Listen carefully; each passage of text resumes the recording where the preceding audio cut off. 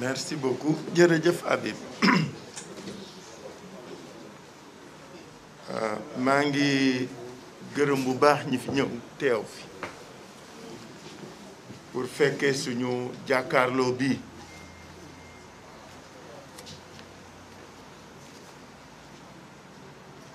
je crois que ñi ma jiitu wax nañu lu bari ci li nga xam ni mooy solo jataay bi tey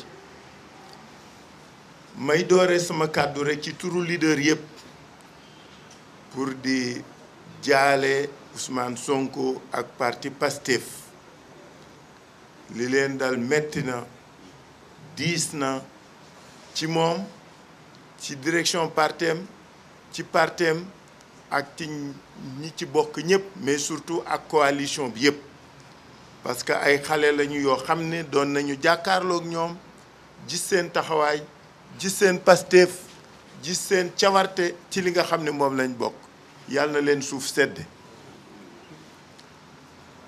bi ñu weesoo ci njaal boobu ma gërëm ci turu leader yépp bépp acteuru Yewwi Askan Wi muy góor muy jigéen muy mag muy ndaw depuis 6 mois kenn nelawatul kenn toogatul ñu ngi daje ñu ngi waxtaan ñu ngi liggéey pour que dans toutes les circonscriptions électorales ñu bokk fa Ousmane Sonko fàttali na ko léegi ñooñu amee nañ leen jukkal et ñoo ngi leen di féliciter di leen remercier dama bëgg aussi ñu xam ni nous sommes fiers d'eux parce que nag élection locale nawetaan la mbirum kër la koñ la quartier ñëppay bokk ñëppay fekke ñëppay yëg seen bopp seen taxawaay ak seen liggéey wane na ni li ñuy def ñor na leen mais surtout la confiance qui nous lie en eux vraiment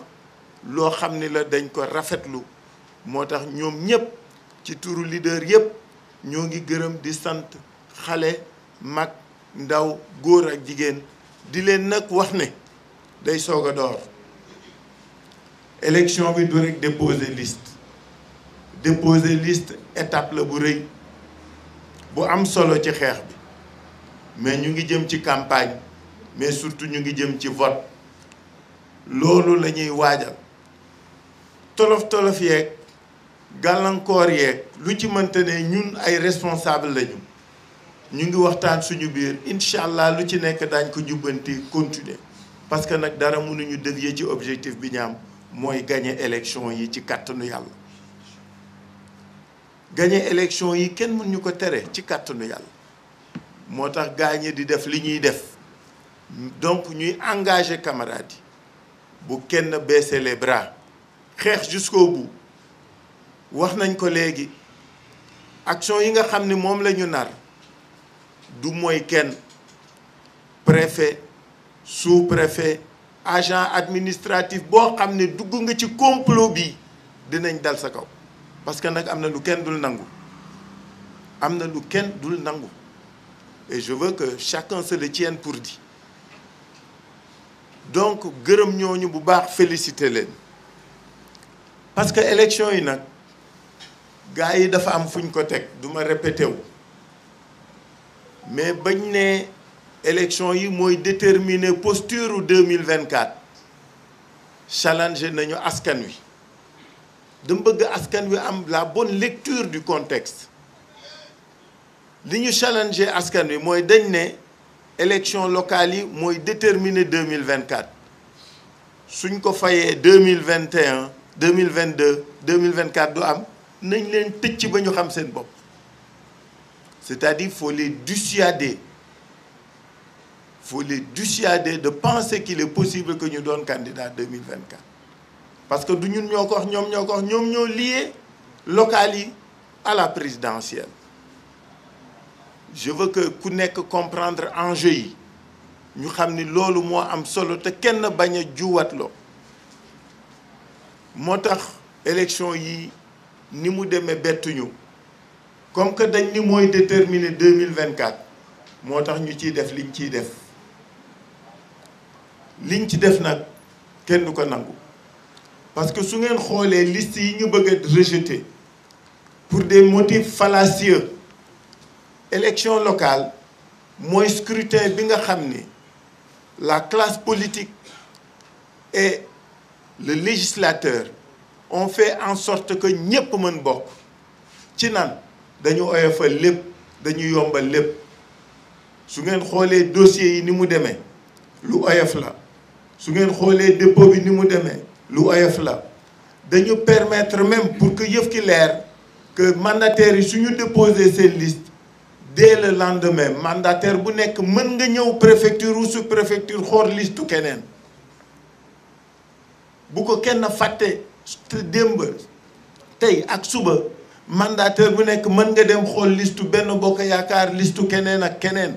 Faut qu'ils en usent pour qu'ils comprennent c'était quoi les motivations du législateur et de la classe politique en faisant de ce scrutin une démarche inclusive, participative et citoyenne.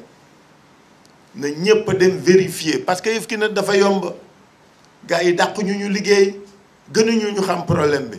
Comment comprendre que nous puissions avoir des rejets et des difficultés et que ñoom amuñu dara? C'est louche, c'est suspect. Mënul ne te waruñ ko nangu. Il faut que les gens le comprennent ainsi et que ku nekk jël sa matuwaay dem leen à tous nos mandataires, à tout le monde, allez envahissez les sous-préfectures, envahissez les préfectures, dem leen xool nan la liste yooyu mel ku leen tere mu jaral leen xeex ak dee parce que seen droit la dama bëgg looloon ñu jàpp ko parce que loolu mooy nature scrutin bi dañu bëgg ñëpp bokk ñëpp fekke ñëpp nekk ñëpp am ba tax na Ousmane mettre na en garde tout de suite les autorités administratives. La résolution prise tout à l'heure en rapport avec nos avocats et avec nos conseils mooy que ni duñu exonérer kenn ci dara. On poursuivra chaque responsable ou tout responsable qui aura été à l'origine d'une forfaiture ou d'un manquement. Parce que nag kenn waxu leen ñu doon ay auxiliaires u majorité présidentielle. Ils sont payés par nos sous pour qu'ils soient à équidistance de nous tous, de tous les acteurs. Am na yoo xam ne kenn waratu ko nangu xam nga réew mi li ko jaral kooku nañu koy jaral li mu leen jaral suñu ko jaralee rek léegi moo buntu feeñ. Donc je voudrais attirer l'attention des autorités administratives parce que retour yi ñuy am dalul xel. Motif yi ñuy avancé taxawul parce que loi boo gis da ngay xool lan moo ko suuxat lan moo ko wund base u élection locale dañu bëgg mu doon une élection inclusive ku bëgg a bokk ku bëgg a bokk ci koñ bi ci kër gi ci quartier yi donc loolu na ko ñëpp jàpp na ko kenn xam ñëpp xam parce que duñ ko nangu bi ci des mooy ni nga xam ne noonu la administration bi taxawee bii pa dafa ñaaw dafa rafetul parce que notion de liste incomplète loi bi que ce soit la partie législative ou la partie réglementaire da ko waxe et c'est le seul scrutin pour lequel on permet jusqu'à terme des 72 heures que mandataire bi di corriger di rectifier. C'est le seul scrutin. Pourquoi defuñu ko ñi ci des? Parce que xam nañ ne dana jafe dafay diis dafay metti et c'est complexe. De quel droit des autorités administratives s'arrogent le droit de dire toi on te rejette, toi on te garde. Yow on te permet de corriger, de compléter, aux autres on leur dit duñu leen ko defal luy ndeyam. Loolu mooy problème bi. Am na lu kenn dootul nangu am na lu kenn dootul bàyyi mu jàll parce que réew mi bàyyi mu jàll moo tax ñu egg ci fii ñu nekk parce que les gens se croient tout permis mënatul ne kii élection la gis nga élection yi nit ñaa ngi koy waaj depuis 5 ans moom ak àllaaxiraayam loo fa yóbbu loo fa dawalu doo ko fa fekk donc nit ñi mun ñu liggéey ba egg ci fii ñu bëgg a xëpp suuf ci seen liggéey kenn du ko nangu et ça je veux que ce soit dit compris par tout le monde. Beneen bi mooy ci Barthélémy Diaz parce que nag tombé moo waral ay gaaf du loolu la ñuy wax mais xam nga lan mooy problème bi du loolu dama ni xam nga lan moo fi dakk dans ce pays qu'on permette au pouvoir de se choisir ses adversaires. On a vécu le 3 mars 2013, on a vécu le 3 mars 2017, on a vécu le 3 mars 2021 et on veut nous faire vivre le 10 novembre 2021. Ken du ko nangu du fi amee du fa jàlle. Est-ce que gis ngeen concomitance su temps bi délai yeeg mois beeg année bi dafa mel ni sax yëf ki fétichisme la wala leneen la ci laxasu su ngeen ko xoolee loolu lay nuru de. C'est des choses que personne ne peut comprendre, admettre ni accepter. Barthélémy Dias, depuis 2011, on est avec lui. On va à chaque fois au tribunal. Day dem ba bi ñu mujjee dem maa nga fa maag moom dañ ñëw ñu ni ñu sax programmé wuñ ko kuy ñëw suñ la convoqué wul suñ la convoqué da ngay dem. Mais pourquoi maintenant? Pourquoi maintenant? Depuis 1 an et demi, tout le monde sait qu'il se prépare, il voulait être candidat. Depuis plus de 2 ans, il se bat, il part pour Dakar, il se bat. Ñu bëgg def lan faagaagal ko kenn du ko nangu. Kenn du ko nangu. Vous savez, dans les démocraties consolidées, ce genre de situation ne peuvent même pas avoir cours. Parce que c'est une matière dans laquelle, quand on est en période électorale, la justice s'interdit d'interférer dans le combat et les jours. Ñu ni délai bi waa ji fixé na ko bu yàgg bi ko waa ji di fixé xamoon na ni novembre ñu ngi ci élection xamoon na ni novembre Barthélémy sera candidat man jugé nañ ma xam naa nañ lañ doon defee renvoi yi mani c'est pas gratuit c'est pas innocent c'est pourquoi on ne laissera pas faire. Je l'avais dit pour Ousmane, Barthélémy ne sera pas le 3e agneau du sacrifice. On ne l'acceptera pas. Et jàppale Barthélémy dafa yomb parce que Barthélémy noppiwul xeexu kenn wuutewul xeexu kenn xeexal na ñëpp de 2011 à maintenant Barthélémy tëdd na fi kaso juróomi at sàccul laalul dara lu dul xeex pour la promotion la défense et la consolidation de la démocratie. Dañ ko dul nangu. Faut que les gens se le tiennent pour dit. Ousmane wax na ko. Cette invite est valable pour chacun de nous, pour chacune de nous.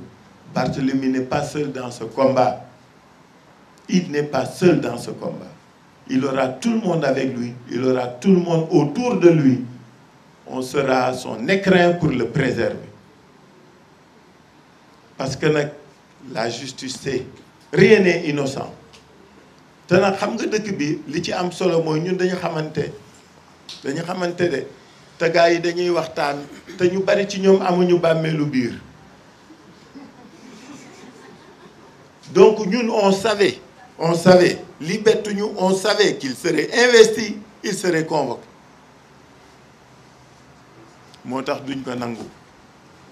C'est pourquoi je soutiens, je réitère l'invite de Ousmane. Le 10, Barthélémy sera accompagné par tout Dakar, par toutes les populations de Dakar mu dem tribunal.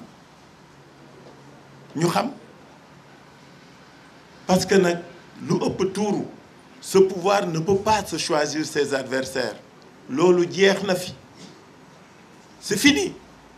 Personne ne l'acceptera plus. Et c'est ça l'enjeu de ce scrutin, mes chers amis, chers concitoyens.